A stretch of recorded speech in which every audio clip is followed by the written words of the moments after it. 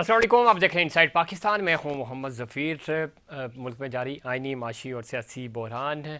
हुकूमत और अदलिया एक बार फिर आमने सामने नज़र आ रहे हैं और नई कानून साजी सुप्रीम कोर्ट के फ़ैसले मखसूस नशिस्तों के हवाले से फ़ैसले के बाद हम देख रहे थे कि हुकूमत की जो हिकमत अमली है वो ज़रा इस फ़ैसले के ऊपर अमल दरामद, ज़ाहिर है सुप्रीम कोर्ट का ऑर्डर है, उन्होंने करवाना है, लेकिन जो बिल लेके तरमीमी बिल लेके आ रहे हैं इसकी वजह से मज़ीद चीज़ें ख़राब हो रही हैं और इसका बराह रास्त फ़ायदा अपोजिशन इस वक्त तो ज़्यादा ख़तरा है, लेकिन उस अपोजिशन ये कह रही है कि हम इसको सुप्रीम कोर्ट लेके जाएंगे, चैलेंज करेंगे। अगर चैलेंज होता है तो ये मामला अगेन हुकूमत के ख़िलाफ़ चला जाएगा। आइन और कानून की तशरीह करना सुप्रीम कोर्ट की ज़िम्मेदारी है। पार्लियामान क्या कर सकते हैं, वो किस तरह की कानून साजी कर सकते हैं।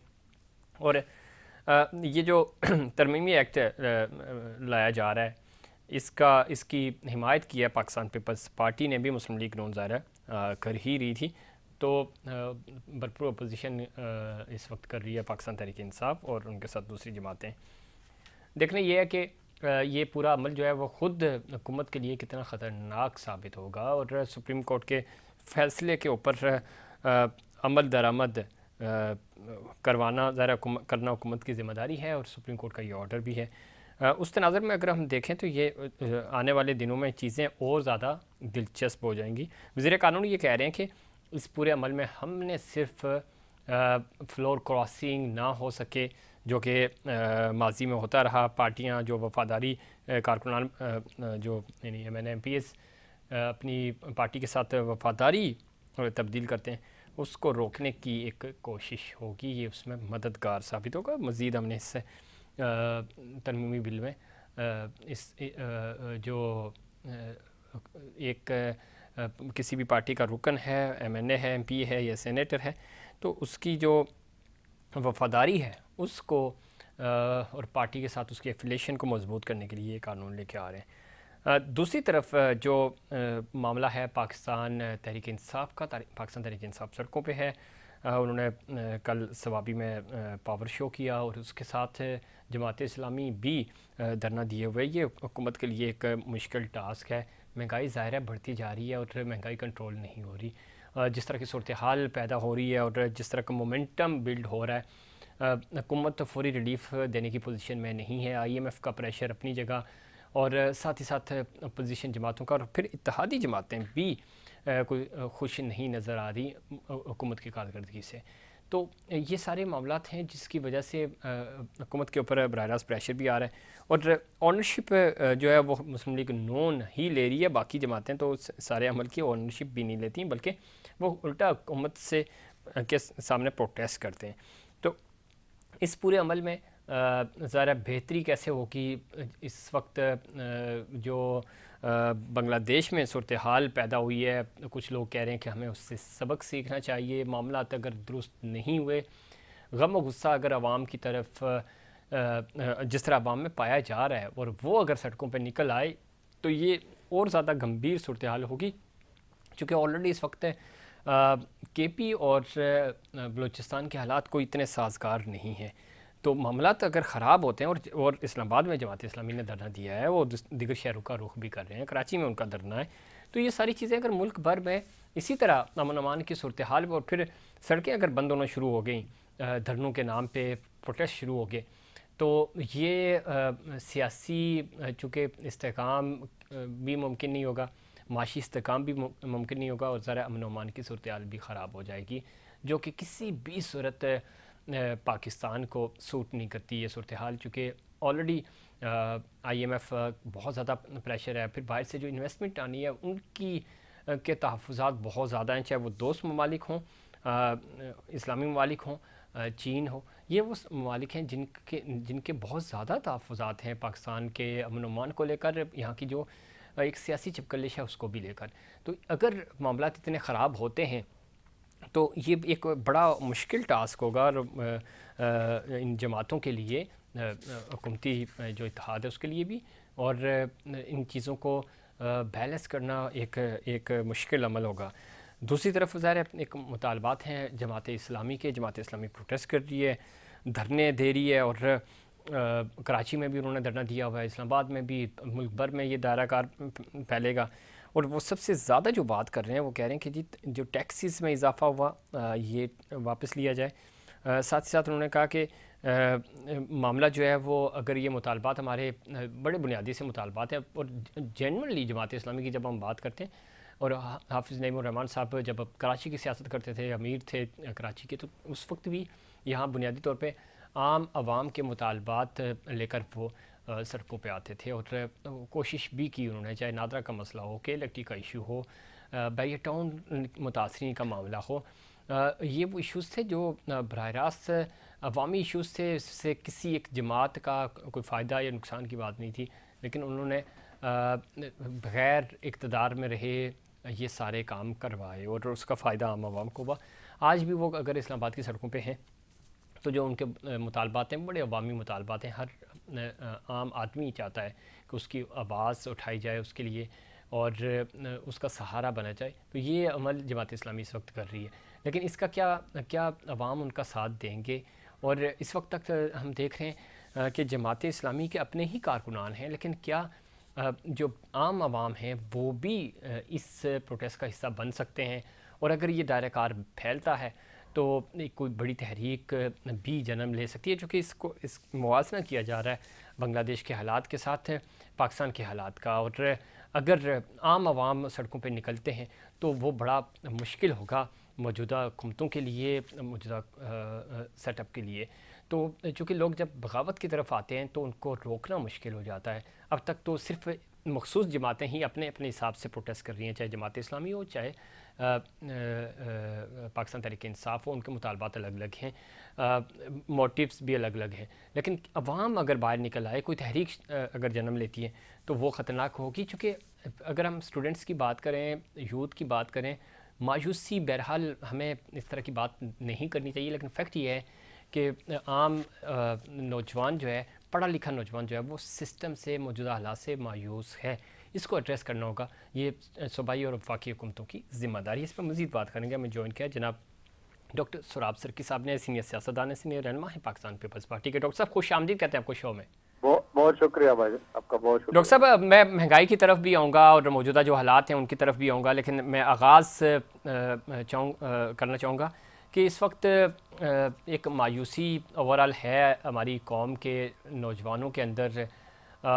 वो इस पूरे सिस्टम के ऊपर भरोसा करने को तैयार नहीं है।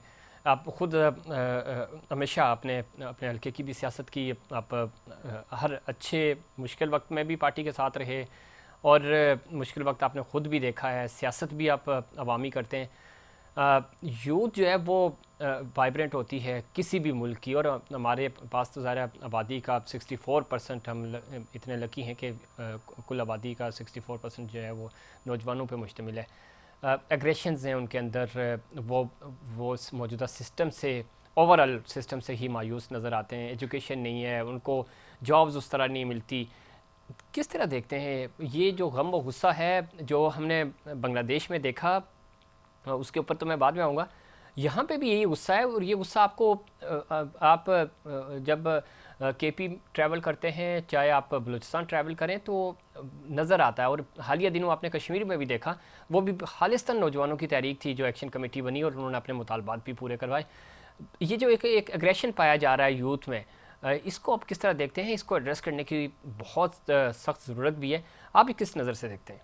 देखो, बात यह है कि इत्तेफाक से आज मैं इस्लामाबाद में हूँ और नेशनल असेंबली में मैं था। जी जी। पाकिस्तान पीपल्स पार्टी का बिल्कुल क्लियर मौक़िफ़ है, वो ये है कि ये जिस तरह महंगाई हो रही है, और हमारे जितने भी वहाँ पर मेंबरों ने बात की, यही बात की कि महंगाई जो है ये इस पर आप कंट्रोल करें। खासतौर पर जो ये बिजली के बिल जो हैं जी, वो इतने महंगे कर दिए हैं, इसको आप सही करें। और इंशाल्लाह ताला आप ये ज़रूर देखेंगे कि इसमें काफ़ी बेहतरी आएगी, और हफ्ते 10 दिन तक आप देखेंगे कि काफ़ी इसमें बेहतरी आएगी। और बिल्कुल आप सही कह रहे हैं कि काफ़ी जो लोग हैं वो मायूस हैं और सिस्टम से मायूस हो रहे हैं। एक ये बहुत ख़तरनाक बात है, लेकिन ये है कि मुल्क को चलाने के लिए एक अच्छी इस्टेब्लिश गवर्नमेंट होना ज़रूरी है। अब कुछ लोग जो हैं वो बांग्लादेश को पाकिस्तान के साथ मिला रहे हैं। वहाँ पर जो है ये इस तरह नहीं हुआ। वहाँ पर तो एक माहौल जो बना हुआ था, एक डिक्टेटरशिप थी। पता नहीं कितने लोगों को वहाँ पर कोर्टों के जरिए फांसी देकर उनको जो कत्ल किया गया, और जितने भी मुखालफिन थे उनको एलिमिनेट कर दिया गया, बिल्कुल सफाई हस्ती से मिटा दिया गया।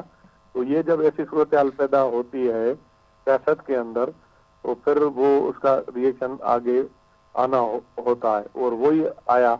और वो बहुत सारे लोग ये चाह रहे थे, कह रहे थे, एस्टेब्लिशमेंट भी ये कह रही थी कि आप किसी तरीके से बात करें। हम तो बात जो भी हो हुकूमत, इवन हम पाकिस्तान पीपल्स पार्टी का हमेशा ये मौक़िफ़ रहा है, हमारे सदर साहब का भी ये मौक़िफ़ रहा है, उन्होंने हमेशा ये बात कही है कि आप बशमूल पीटीआई सब जितनी भी पार्टियां डॉक्टर साहब, ये आप बात ठीक कर रहे हैं, मैं इसके ऊपर भी आऊँगा। मैं ओवरऑल बात कर रहा हूँ, किसी एक जमात की बात नहीं हो रही और ना किसी एक मखसूस सूबे या इलाके की बात हो रही है। लेकिन एक चीज़ बड़ी कॉमन है, आप खुद ज़रा इस वक्त इस्लामाबाद में आप ट्रैवल करते हैं, आप मार्केट्स में जाएं। बिल्कुल, मैंने उस पे अपना मौक़िफ़ दे दिया। मैंने कहा कि हम इस चीज़ से मुतमिन नहीं है। ठीक, लेकिन मेरा पॉइंट कुछ और है। अच्छा, मैं पूछना चाह रहा हूँ आपसे कि देखें, जिस हल्के से आप इलेक्शन जीत के आए हैं वहाँ पे भी नौजवानों की तादाद है। इसी तरह हर पाकिस्तान के हर हिस्से में नौजवान सबसे ज़्यादा पाए जाते हैं। वो किसी भी पार्टी से उनका ताल्लुक हो, निजी महफिलों में हम भी बैठते हैं, हम यूनिवर्सिटी जाते हैं, स्कूल कॉलेज, जहाँ भी क्या मौका मिलता है बात करने का, वो ओवरऑल सिस्टम से, वो किसी एक लीडरशिप से मायूस नहीं है, सिस्टम से ही मायूस हैं। ये मायूसी, छोटी छोटी मायूसी ही बड़ी बनती है, छोटा दुख ही बड़ा दुख बनता है। जो बांग्लादेश के हालात हैं वो कंपैरिजन बनता नहीं है, लेकिन हमें सीखना चाहिए इन चीज़ों से कि अग्रेशन, अगर आज भी आम आदमी जो है वो, उससे आप बात करें, किसी से भी बात करें, हर बंदा आपको गुस्से में नज़र आएगा, स्ट्रेस में नज़र आएगा। आप खुद डॉक्टर हैं, इन चीज़ों को समझते हैं, परेशान नज़र आएगा आपको। रीज़न क्या है? उसको जॉब का मसला है, उसके घर में अगर 2 बेटे हैं तो उनकी जॉब्स नहीं हो रही, एजुकेशन उनकी बहुत अच्छी है, सारा पैसा उन्होंने एजुकेशन पे लगा दिया, जब मौका आया कि उनको परफॉर्म करना है तो उनके पास अपॉर्चुनिटीज़ नहीं है। ये तो शहरों की बात है, गाँव देहातों में तो इससे भी ज़्यादा मसला है। और गाँव देहातों के लोग अब पढ़ लिख कर आगे बढ़ रहे हैं, बच्चे पढ़ रहे हैं, बच्चियाँ पढ़ रही हैं, लेकिन जॉब्स अपॉर्चुनिटीज़ नहीं हैं। वो बाहर की तरफ देख रहे हैं कि दूसरे ममालिक में जाएं। टेक्निकली अगर हम देखें, आईटी आज भी हम सिफर हैं, आईटी में कोई अपॉर्चुनिटी नहीं दे पा रहे हैं हम यूथ को। हालांकि इतना बड़ा स्कोप है कि जितना झूठ बोला जाए इतना बड़ा स्कोप है, लेकिन मसला ये है कि हमारी चाहे सूबाई हुकूमतें हों या वफाकी हुकूमत हो, वो एड्रेस ही नहीं कर पा रही वो। और कोई मुश्किल काम नहीं है, लेकिन इस चीज़ को मैनेज नहीं कर पा रहे। और ये मायूसी हमारी यूनिवर्सिटी तक, स्कूल तक, घरों तक आ रही है। इसको कैसे कंट्रोल किया जाए डॉक्टर साहब?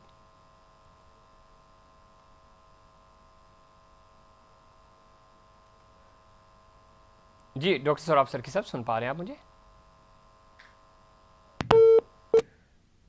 कोशिश करेंगे डॉक्टर साहब से हमारा रब्ता बहाल हो सके और उनका पॉइंट ऑफ व्यू शामिल करेंगे। इस वक्त ये एक बहुत बड़ा अलमिया है और इसको बड़ी संजीदगी से एड्रेस करने की ज़रूरत है। आप यूनिवर्सिटीज़ में चले जाएं, आप लोगों से बात करें, आप रेस्टोरेंट्स में चले जाएं, आप किसी शादी ब्याह की तकरीब में चले जाएं, आपको हर बंदा ये बात करता हुआ नज़र आएगा। आंखें बंद कर लेने से ये मसाइल हल नहीं होंगे। और जो हमारे पार्लियामान में बैठे नुमाइंदे हैं, उन्होंने ही इसको एड्रेस करना है। हुकूमतों को थोड़ा सा संजीदगी से का मुजाहरा करना है और जॉब अपॉर्चुनिटीज़ क्रिएट की जा सकती हैं। प्राइवेट पार्टनरशिप प्रोग्राम्स सूबाई हुकूमतें कर रही है, सिंध हुकूमत 20 के ऊपर फोकस कर रही है। इसी तरह की एक्टिविटीज़ करा के चीज़ों को एंगेज, क्रॉस कल्चर के ऊपर बात की जा सकती है। आप बाहर ममालिक में 3-3 महीने के लिए अपने स्टूडेंट्स को और अपने वो बच्चे जो पोजीशन होल्डर्स हैं, जिन्होंने अच्छा परफॉर्म किया, रिजल्ट्स जिनके अच्छे हैं, जो टैलेंटेड हैं और मेरिट को मीट कर रहे हैं, उनको आप स्कॉलरशिप्स पे भेज सकते हैं। डेली बेसिस पे दुनिया भर से क्रॉस कल्चर प्रोग्राम्स और स्कॉलरशिप्स प्रोग्राम्स आते हैं। तो ये हुकूमतें फैसिलिटेट करें अगर, तो इस यूथ को ग्रोम भी किया जा सकता है और इंगेज भी किया जा सकता है। डॉक्टर साहब सुन पा रहे हैं आप मुझे? जी जी डॉक्टर साहब, मैं सिर्फ ये बात कर रहा था। बिल्कुल जो आप ये बात कह रहे हैं, बिल्कुल प्रोग्राम्स हैं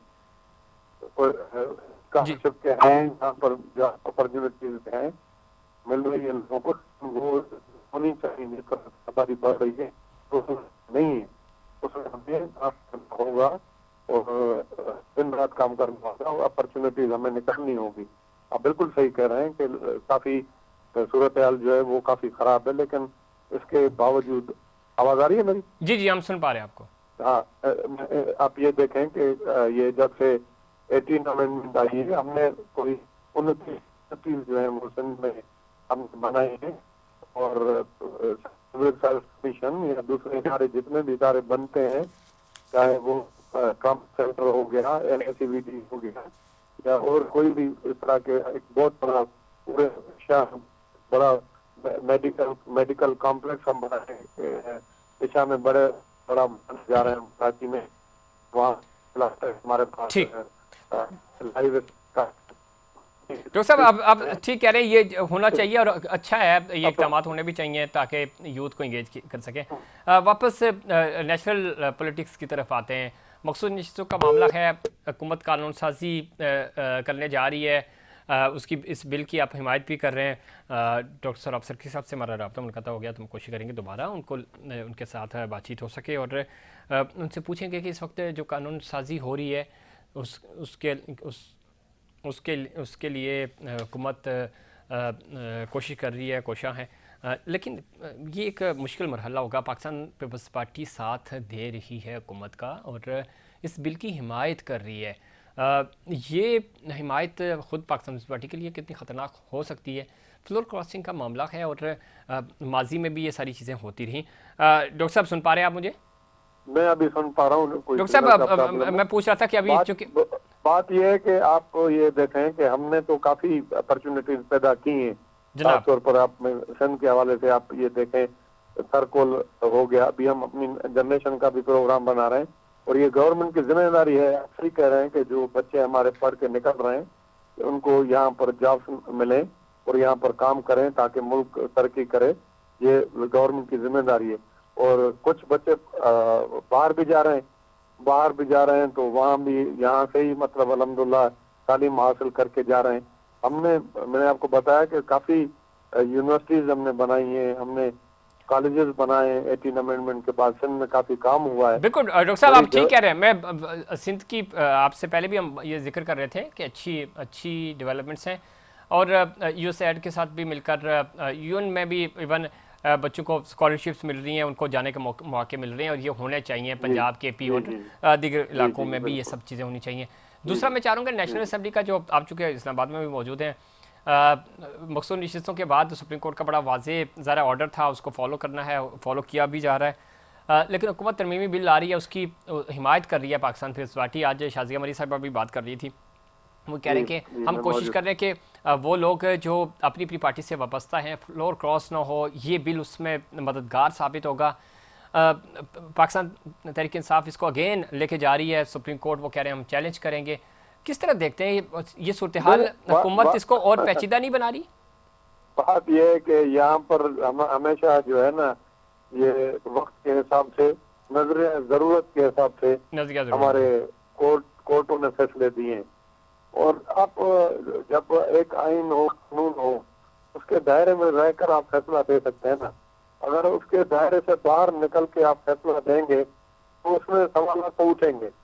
और जाहिर है अगर इस तरह के फैसले अगर हो रहे हैं तो समझ में आए कि ये फैसले गलत हैं, तो जब ऐसी सूरत हाल होगी तो जो है हुकूमत पार्लियामेंट में, वो भी अपने दिफा के लिए कुछ ना कुछ तो करेगी। तो इसमें डॉक्टर साहब ये बात मैं आपसे सिर्फ पार्टी के नुमाइंदे के तौर पे नहीं, मैं एज पार्लियामानी मैं आपको कह रहा हूँ ना, हम तो ये समझते हैं कि पहले ही आपके साथ बात होती रहती है।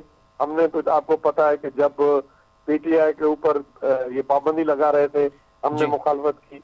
जब PTI को सिंबल नहीं दे रहे थे, हमने कहा कि आप इनको सिंबल दें। हमने तो हमेशा लेकिन इसमें मैं डॉक्टर साहब ये कह रहा हूँ कि जिस तरह हुकूमत कोशिश कर रही है, सर पार्लियामेंट में वो मौजूद है, हुकूमत पार्लियामेंट की बालादस्ती चाहती है, इस बिल की सूरत में ज़रा एक टकराव है ना, चूँकि सुप्रीम कोर्ट ने फैसला दिया, उस फैसले को किसी भी तरह आप कोशिश करके सुप्रीम कोर्ट को भी फैसला वो देना चाहिए ना जो उसके इख्तियार में हो। ठीक है, मैं ये कह रहा हूँ कि था इख्तियार में, यानी ये तो एक अलग बहस है। फैसला उन्होंने दे दिया और उस फैसले पे अमल करना है। हुकूमत खुद कह चुकी है हमने अमल करना है। नहीं, आप मेरी बात सुने। बात यह है कि अल्लाह रहम करे, फैसला सुप्रीम कोर्ट को भी फैसला तो इंसाफ के मुताबिक देना चाहिए ना। ये तो नहीं है कि बस जो भी सुप्रीम कोर्ट फैसला दे अल्लाह रहम करे। डॉक्टर साहब जुल्फिकार भुट्टो साहब को फांसी चढ़ा दिया गया, गलत फैसले। मुझे मुझे मुझे बताएं, ये तो यहाँ पर जो है प्रॉक्सी वॉर चल रही है, पता नहीं क्या क्या चल रहा है,